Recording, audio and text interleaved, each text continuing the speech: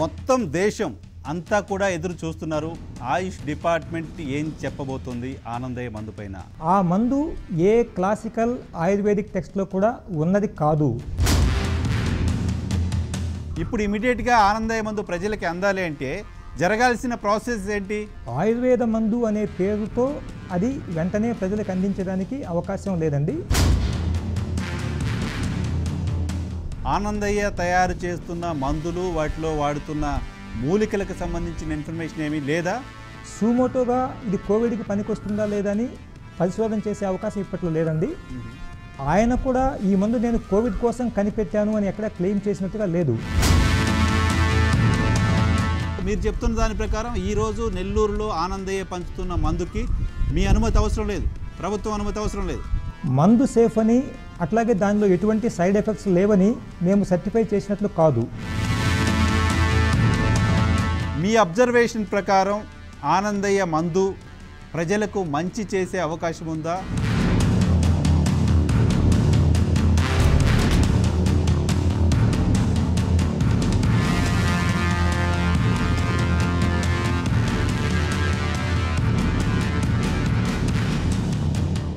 News maker కార్యక్రమానికి స్వాగతం. నేను నరసింహారావు. న్యూస్ మేకర్ కార్యక్రమంలో ఈ వారం మన గెస్ట్ ఆంధ్రప్రదేశ్ ఆయుష్ కమిషనర్ కల్నల్ వి రాములు గారు. రాములు గారు నమస్కారం. నమస్కారం అండి. రాములు గారు, మొత్తం దేశం అంతా కూడా ఎదురు చూస్తున్నారు. ఆయుష్ డిపార్ట్మెంట్ ఏం చెప్పబోతోంది ఆనందయ్య మందు పైన? ఆయుష్ డిపార్ట్మెంట్ ఎప్పుడు అనుమతి ఇవ్వబోతోంది ఆనందయ్య మందుకి అని? ఎప్పట్లోగా అనుమతులు వచ్చే అవకాశం ఉంది? అనుమతుల విషయంలో ఆయుష్ డిపార్ట్మెంట్ యొక్క పాత్ర కొంతవరకు మాత్రమేనండి. దీని తర్వాత కేంద్ర స్థాయిలో central council for research in ayurvedic studies వాళ్ళ యొక్క నివేదికలు కూడా తీసుకోవడం జరుగుతుంది. ఈ అన్ని నివేదికలు అందిన తర్వాత ప్రభుత్వం మిగతా హెల్త్ డిపార్ట్మెంట్ సీనియర్ అధికారులతో కూడా సంప్రదించిన తర్వాత ఒక నిర్ణయం వస్తుందని భావిస్తున్నాను. ఇంతకుముందు మనవి చేసినట్లు సోమవారం నాటికల్లా ఒక నిర్ణయం ప్రకటించడానికి అవకాశం ఉందని అనుకుంటున్నాను. అదే సమయంలో గౌరవ హైకోర్టులో పిల్స్ కూడా ఫైల్ అయ్యున్నాయి కాబట్టి వాటికి సంబంధించిన ఒక నిర్ణయం కూడా అక్కడి నుంచి అందే అవకాశం ఉంది. ఈ అన్నిటి దృష్ట్యా సోమవారం నాటికి ఒక అంతిమ నిర్ణయం వచ్చే అవకాశం ఉందని భావిస్తున్నాను. ఆ నిర్ణయం రావడానికి ముందు జరగాల్సిన ప్రాసెస్ గురించి ఇప్పుడు చర్చ జరుగుతోంది. ఆ నిర్ణయం రావడానికి ముందు జరగాల్సిన ప్రొసీజర్ ఏంటి? యూజువల్గా ఒక అల్లోపతి మెడిసిన్ బయటికి రావాలంటే, మార్కెట్లోకి రావాలంటే పర్టికులర్ ల్యాబ్స్, వాటికి పర్మిషన్స్, వాళ్ళు క్లినికల్ ట్రయల్స్ చేయటాలు చాలా పెద్ద ప్రొసీజర్. కొన్ని నెలల పాటు, కొన్ని సంవత్సరాల పాటు కూడా ఒక అల్లోపతి మెడిసిన్ బయటికి రావడానికి సంబంధించిన ప్రొసీజర్ ఉంటూ ఉంటుంది. అదే ఆయుర్వేద మందుల విషయంలో ఆ ప్రొసీజర్ ఎలా ఉంటుంది ఏంటో ఒకసారి చెప్తారా? ఆయుర్వేదం కానివ్వండి, మరో సాంప్రదాయం కానివ్వండి, మందులకు సంబంధించినటువంటి అనుమతుల విషయంలో drugs and cosmetics act 1940 and drugs and cosmetic rules 1945 ఇవే ప్రమాణంగా ఉంటాయి. విధానం ఏదైనా కానీ ఇంచుమించుగా పద్ధతులు అన్నీ ఒకే విధంగా ఉంటాయి. అయితే ఆయుర్వేదానికి సంబంధించినంత వరకు రెండు రకాల ఆయుర్వేద మందులు ఉంటాయి. మొట్టమొదటి ఆయుర్వేద మందుల్ని క్లాసికల్ ఆయుర్వేదిక్ మెడిసిన్స్ అని చెప్పి అంటారు. ఇవి ఒక 56 ప్రామాణిక ఆయుర్వేద గ్రంథాలు ఉన్నాయి మనకి, చట్టంలో గుర్తించబడినవి. ఆ 56 గ్రంథాల్లో మూలికల్ని, వాటిని ఎట్లా ఉపయోగించాలి, ఏ రేషియోలో కలపాలి, ఏ విధంగా ఉపయోగించాలి, వీటన్నిటి పట్ల స్పష్టమైనటువంటి డైరెక్షన్స్ ఉన్నాయి. వాటికి లోబడి తయారు చేసినటువంటి మందుల్ని ఎటువంటి క్లినికల్ ట్రయల్స్ వాటితో అవసరం లేకుండా క్లాసికల్ ఆయుర్వేదిక్ మెడిసిన్గా ఆమోదించే అవకాశం ఉంది.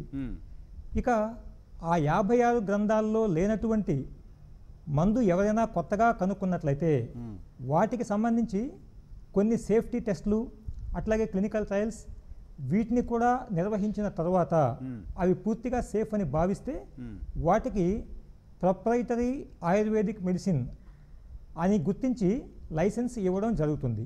ఈ రెండు విధానాల్లో ఏ విధానం ప్రకారమైనా కానీ ఒక ఆయుర్వేద మందుని ప్రభుత్వం గుర్తిస్తుంది. ఇక ఈ ప్రస్తుతం మనకి మనం డిస్కస్ చేస్తున్నటువంటి కేసులో ఇప్పటి వరకు ఉన్నటువంటి సమాచారం ప్రకారం ఆ మందు ఏ క్లాసికల్ ఆయుర్వేదిక్ టెక్స్ట్లో కూడా ఉన్నది కాదు. ఓకే. అలాగే దాని ప్రొప్రైటరీ మందుగా మనం రికగ్నైజ్ చేయాలి అంటే ఇప్పటి వరకు ఎటువంటి రిక్వెస్ట్ కూడా మ్యానుఫ్యాక్చరర్స్ దగ్గర నుంచి రాలేదు. కాబట్టి ఇది ఎప్పటి లోపల కంప్లీట్ అవుతుంది అనే దానికి జవాబు చెప్పడం ఇప్పుడు మన పరిధిలో లేదు. అంటే ఇప్పుడు మీరు మండే లోపు ఒక డెసిషన్ వస్తుంది అని చెప్తున్నారు కదా, మండే లోపు వచ్చే డెసిషన్ ఏంటి? మందు పంపిణీకి సంబంధించిన క్లారిటీ కాదా? ఆయుర్వేద మందుగా దాన్ని గుర్తించడం అనే విషయంలో ఇంతకు ముందే స్పష్టంగా మా అభిప్రాయాల్ని చెప్పడం జరిగింది. ఆయుర్వేద మందుగా గుర్తించే దానికి, అలాగే దాని ద్వారా కోవిడ్ నయమవుతుంది అని చెప్పేదానికి ఎట్టి పరిస్థితుల్లో చట్టపరంగా అవకాశం లేదు. కాబట్టి అందులో మాకు స్పష్టత ఉంది. ఇక ఆ మందు ద్వారా మాకు ఉపయోగం కలుగుతూ ఉంది అని అనేక మంది ప్రజలు భావిస్తున్నారు. కాబట్టి దాన్ని దృష్టిలో పెట్టుకొని ఇది ఆయుర్వేద మందుగా కాకపోయినా కానీ మరి ఇంకా వేరే ఇతర రూపాల్లో ఏమైనా దీన్ని అందించే అవకాశం ఉందా అనే దాని మీద మాత్రమే ఇప్పుడు ఈ మొత్తం పరిశీలనంతా జరుగుతూ ఉంది. దానికి సంబంధించి ఒక స్పష్టత సోమవారానికి వచ్చే అవకాశం ఉందని ఇంతకుముందు నేను తెలియజేయడం జరిగింది. ఇప్పుడు ఆ 56 ప్రాచీన గ్రంథాలు ఏవైతే ఉన్నాయో ఆ 56 ప్రాచీన గ్రంథాల్లో కూడా ఆనందయ్య తయారు చేస్తున్న మందులు, వాటిలో వాడుతున్న మూలికలకు సంబంధించిన ఇన్ఫర్మేషన్ ఏమీ లేదా? పూర్తిగా ఆయన వాడుతున్న పదార్థాలన్నీ, ఆయన వాడిన మూలికలు కావచ్చు, రకరకాల బెల్లము, తేనె, ఇటువంటివి ఏదో చెప్తున్నారు. ఇవేవి కూడా ఆ ప్రాచీన గ్రంథాల్లో మెన్షన్ చేసినవి కాదా? ఈ మందులో ఉపయోగించేటటువంటి అన్ని మూలికలు కూడా ఆయుర్వేద గ్రంథాల్లో ఉన్నవే, అందులో ఎటువంటి సందేహము అక్కర్లేదు. అయితే ఈ క్లాసికల్ ఆయుర్వేదిక్ మెడిసిన్గా గుర్తించడానికి ఈ 56 గ్రంథాల్లో ఫార్ములేషన్, అందులో వాడే ఇంగ్రీడియంట్స్, వాటి యొక్క రేషియోస్, వాటి తయారీ ప్రాసెస్, వాటిని ఏ విధంగా ఉపయోగించాలి, ఈ 5 విషయాలు స్పష్టంగా ఉంటాయండి. ఓకే. ఈ మందు విషయంలో మూలకాల మాత్రం ఆయుర్వేద గ్రంథాల్లో ఉన్నవే, మిగతా ఏ అంశము కూడా ఆయుర్వేద గ్రంథాల్లో లేవండి. సరే, ఇప్పుడు ప్రొప్రైటరీ మెడిసిన్ అన్నారు, అదేంటి?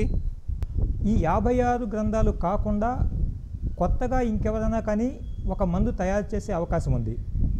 దానికి ఉన్నటువంటి ఒకే ఒక్క కండిషన్, ఈ మూలకాలు మాత్రం పుస్తకాల్లో మెన్షన్ చేసి ఉండాలి. దాని తర్వాత తయారీ విధానము, రేషియోసు, తర్వాత వాడే విధానము, ఇవి సొంతంగా కొత్తగా కనిపెట్టవచ్చు. ఆ విధంగా తయారు చేసిన మందుని సేఫ్టీ పరమైనటువంటి పరీక్షలు నిర్వహించి ఆ తర్వాత ఎఫికసీ నిర్ధారించుకోవడం కోసం క్లినికల్ ట్రయల్స్ చేసి అది అన్ని విధాలుగా పేషెంట్లకు ఇవ్వదగింది అని కన్ఫర్మ్ అయిన తర్వాత అప్పుడు దాన్ని ప్రొప్రైటరీ ఆయుర్వేదిక్ మెడిసిన్గా గుర్తించే అవకాశం ఉంటుంది. క్లాసికల్ ఆయుర్వేదిక్ మెడిసిన్ కాదు, ప్రొప్రైటరీ మెడిసిన్గా గుర్తించాలి అంటే క్లినికల్ ట్రయల్స్ చేయాలి. సో ఇవి రెండూ కూడా కాదు. కాబట్టి ఇప్పుడు ఇమీడియట్గా ఆనందయ్య మందు ప్రజలకి అందాలి అంటే జరగాల్సిన ప్రాసెస్ ఏంటి?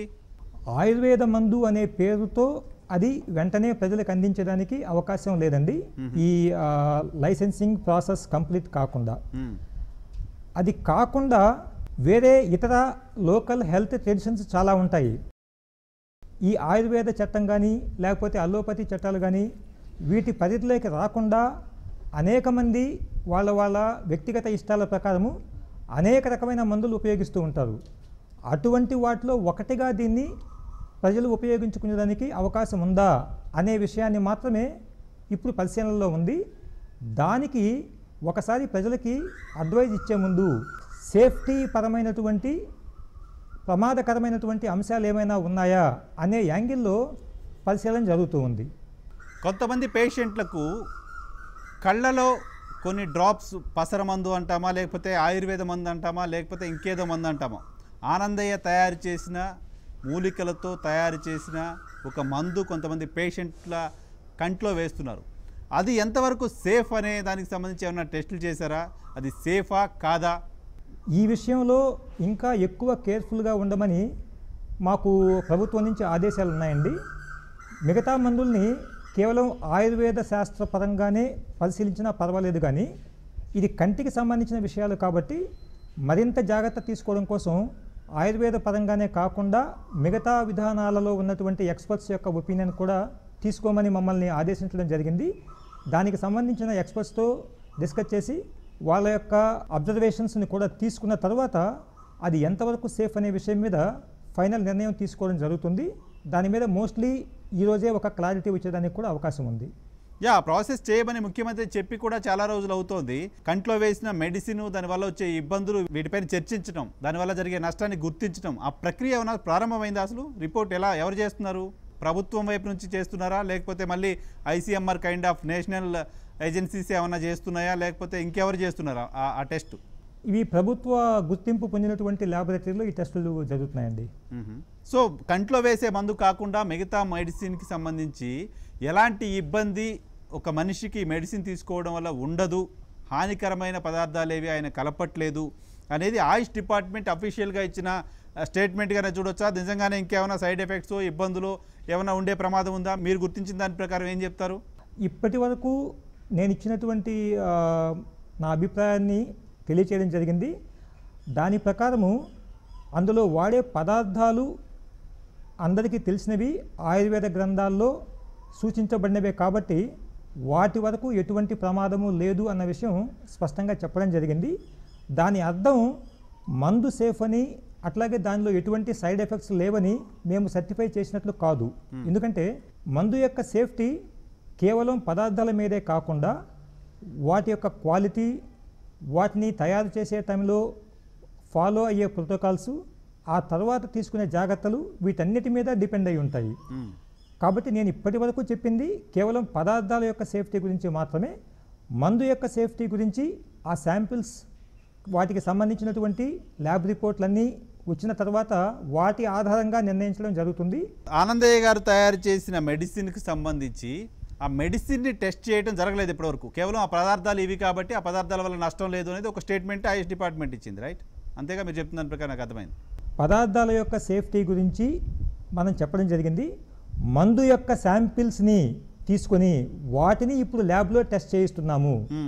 కాబట్టి ఇప్పుడు టెస్ట్ చేస్తున్నది మందు యొక్క ఓవరాల్ సేఫ్టీ కండిషన్ ఏ విధంగా ఉన్నది అన్న దాని మీదనే ఇప్పుడు పరిశోధన జరుగుతూ ఉంది. సో ఇప్పుడు కంట్లో వేసే మందు గురించి కావచ్చు, మిగతా మెడిసిన్ గురించి కావచ్చు, ఆ టెస్ట్ రిపోర్ట్స్ వస్తే సరే దానివల్ల నష్టం ఉందనో, లేకపోతే నష్టం లేదనో, లేకపోతే ఆ మందు ఇవ్వచ్చనో వస్తే తర్వాత జరగాల్సిన ప్రొసీజర్ ఏంటి? సాంప్రదాయ మందుగా దీన్ని అందరికీ ఇవ్వడానికి సంబంధించి యాక్సెప్టెన్సీ వచ్చే పరిస్థితి ఉంటుందా?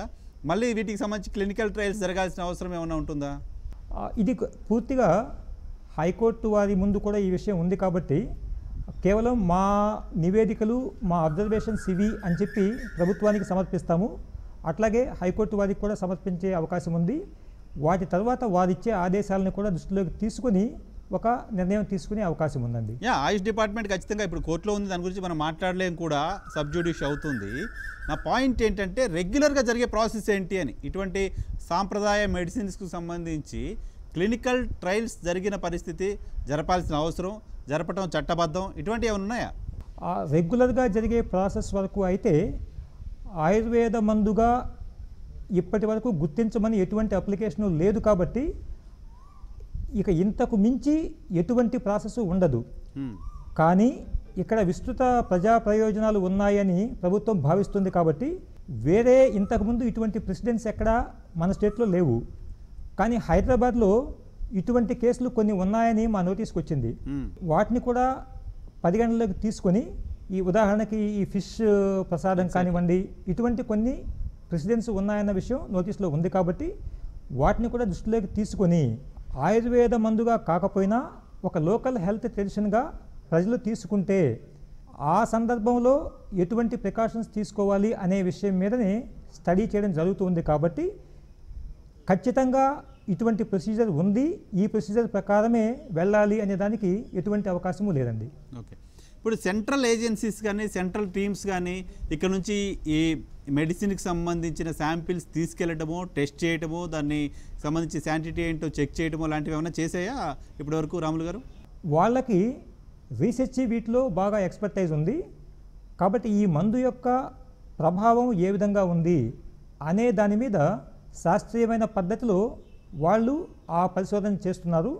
సో ఆ మేరకు వాళ్ళు మనకి సహాయం చేస్తున్నారు. సో మందు ప్రభావాన్ని అంచనా వేయడం కోసము వాళ్ళ యొక్క నివేదిక మనకు పనికొస్తుంది. సో ఈ మందు ఆ పర్టిక్యులర్ వైరస్ డిసీజ్కి ఒక మెడిసిన్గా పనిచేయబోతుంది. ఆ పర్టిక్యులర్ వైరస్ డిసీజ్ని ఈ మందు చంపేయబోతుంది. ఈ మందు వాడితే ఆ పర్టిక్యులర్ వైరస్ వల్ల ఇబ్బందులు పడుతున్న వాళ్ళు పూర్తిగా కోలుకుంటారు. కోలుకోవడానికి సంబంధించిన గ్రౌండ్ ఉందా లేదా అనే దానిపైన కూడా ఏమైనా టెస్టులు రీసెర్చెస్ జరుగుతున్నాయా? కేవలం మందు పనికొస్తుందా లేదా?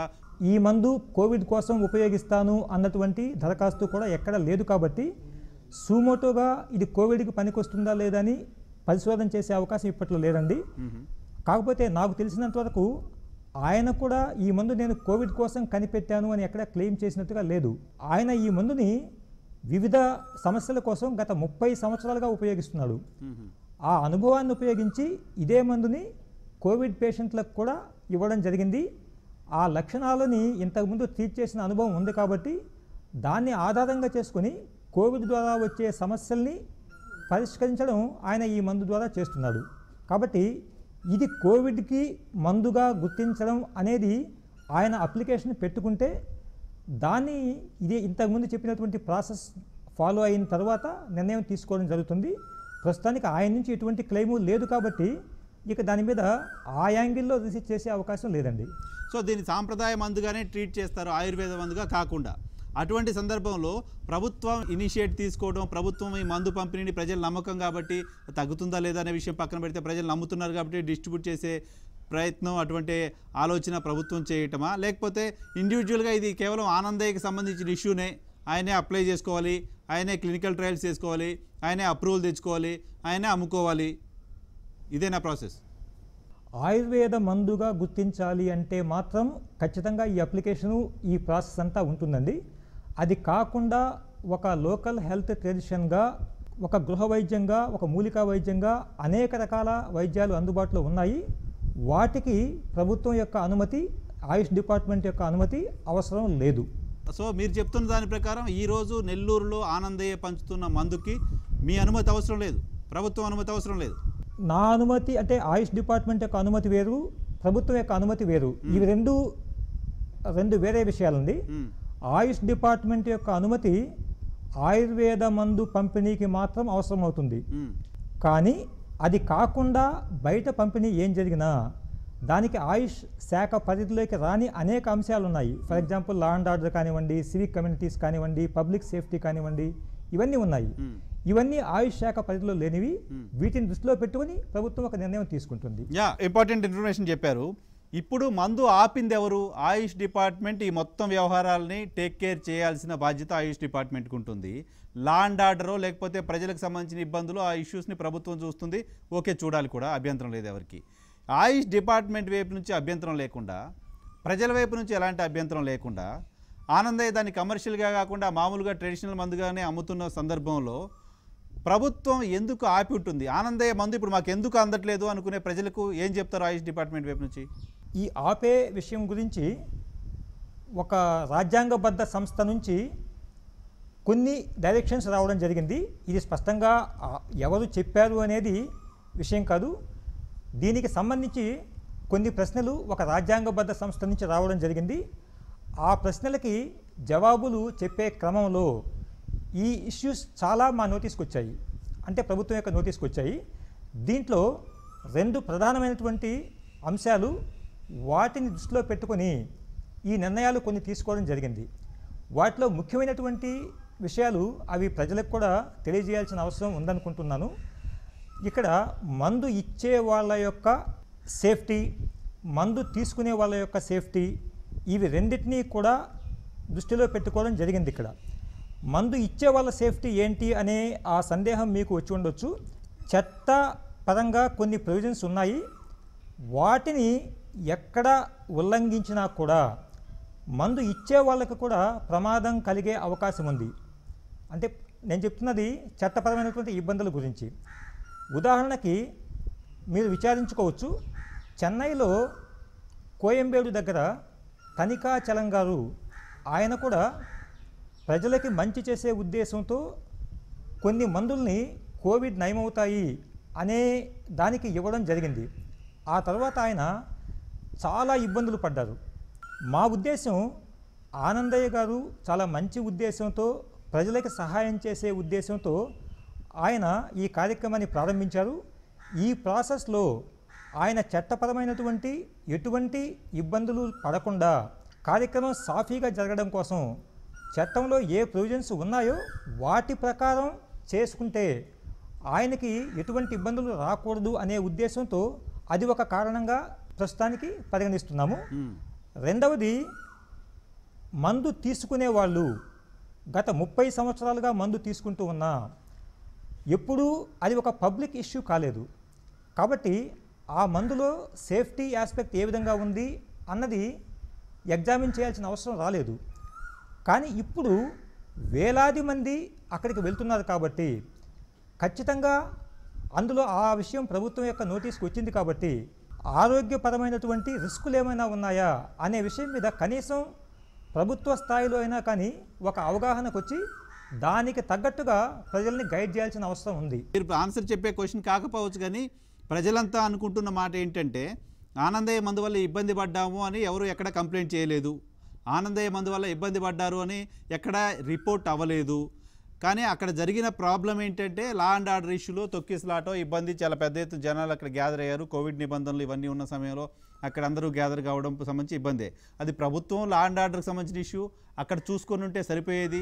ఇప్పుడు చాలామంది ప్రజల బిలీవ్ కాబట్టి, ప్రజలు నమ్ముతున్నారు కాబట్టి, హాని లేదు అని నమ్ముతున్నారు, మంచి చేస్తుందని నమ్ముతున్నారు కాబట్టి దాన్ని ఇవ్వనిస్తే పోయేది కదా అనేది జనరల్గా ఉన్న చర్చ. సరే, దాన్ని అక్కడితో వదిలేద్దాం. ఇప్పుడు ఆనందయ్య మందు పేరుతోటి ఆయుష్ డిపార్ట్మెంటు, ఆయుర్వేద డిపార్ట్మెంటు రెండు కలిసి అప్రూవ్ చేసిన మెడిసిన్స్ చాలా ఉన్నాయి. సేమ్ అవే కైండ్ ఆఫ్ మెడిసిన్స్, సేమ్ అవే పదార్థాలు ఏవైతే ఆనందయ్య వాడాడో అవే పదార్థాలతో ఉన్న మెడిసిన్స్ చాలా మార్కెట్లో ఉన్నాయంటూ రకరకాల మెడిసిన్స్ ప్రజల దగ్గరకు వస్తున్నాయి. నిజమేనా అటువంటి medicines, same kind of medicines ఉన్నట్టుగా ఉన్న మీ అబ్జర్వేషన్ ఉందా రాములు గారు? చాలా ఆయుర్వేద మందులు కానివ్వండి, హోమియోపతి మందులు కానివ్వండి, అట్లాగే సిద్ధ యునాని మందులు కానివ్వండి, ఈ కోవిడ్ అనే పేరుతో నేరుగా వాటికి ట్రీట్మెంట్ కోసం కాకపోయినా ఆ లక్షణాలని ట్రీట్ చేస్తూ చాలా కాలంగా ఇవి వాడుకలో ఉన్నాయి. వాటిని ఈ కోవిడ్ లక్షణాలకి ఉపయోగించవచ్చా అనే విషయంలో కేంద్ర ప్రభుత్వం చాలా విస్తృతమైనటువంటి రీసెర్చ్ చేయడం జరిగింది.